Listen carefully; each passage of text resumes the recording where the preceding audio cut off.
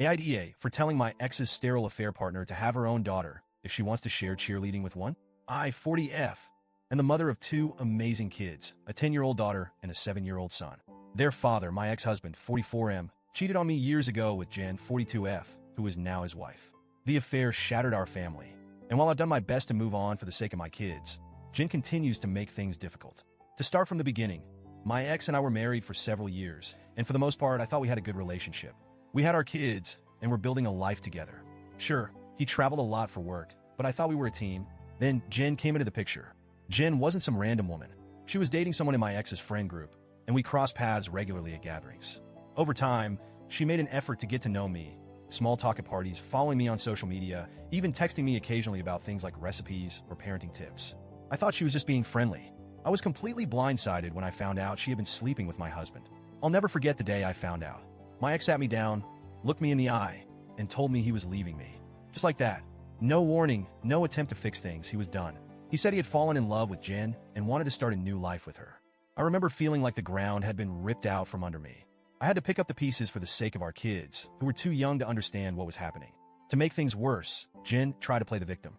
She claimed she didn't mean to hurt me, that she hoped we could all get along for the sake of the kids. She even suggested that we could be friends again someday. I was furious. How could she think we'd ever be friends after what she did? But I kept my composure because I knew my kids were watching. Fast forward to now. My ex and Jen have been married for several years. He only has custody of the kids 6 days a month, which is partly because of his demanding work schedule. He travels out of state frequently, so this arrangement keeps the kids with a parent me most of the time. Jen has no biological children of her own. She and my ex made a point to tell me early on that she's sterile. I never asked, but they brought it up, hoping I'd share the kids more and encourage them to see Jen as a second mom. I made it clear from the start that I wasn't interested in co-parenting with Jen. She's not their mother, and she never will be. I've always supported my kids having a relationship with their dad, but Jen's involvement is not something I'm willing to facilitate. I've kept things civil for the sake of the kids, but I've also set firm boundaries. Jen, however, doesn't seem to respect those boundaries. Which brings us to the current issue. Jen was a cheerleader in her youth, apparently a very enthusiastic one.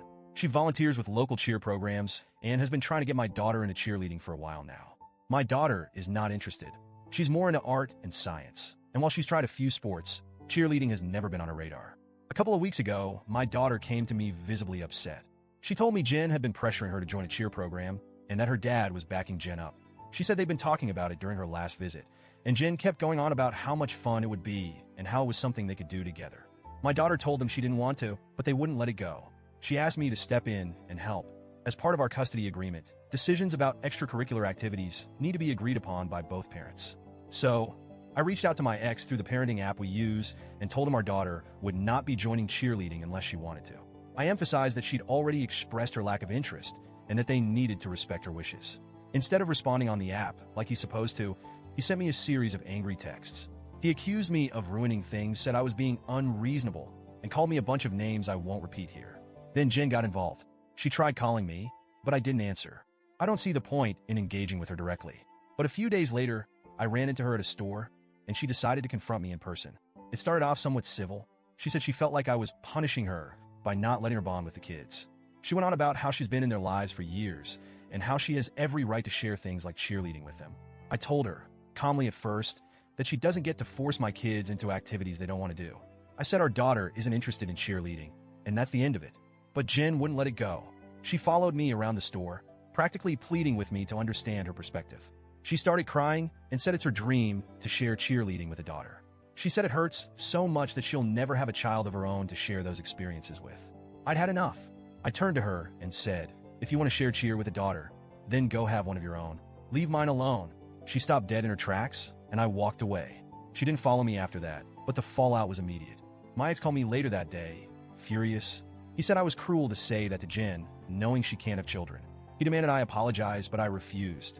I told him Jen needs to respect our daughter's wishes and stop trying to insert herself into places she doesn't belong. Now I'm wondering if I went too far. On one hand, I feel justified in standing up for my daughter. She shouldn't be pressured into doing something she doesn't want to do, especially by someone who isn't her parent.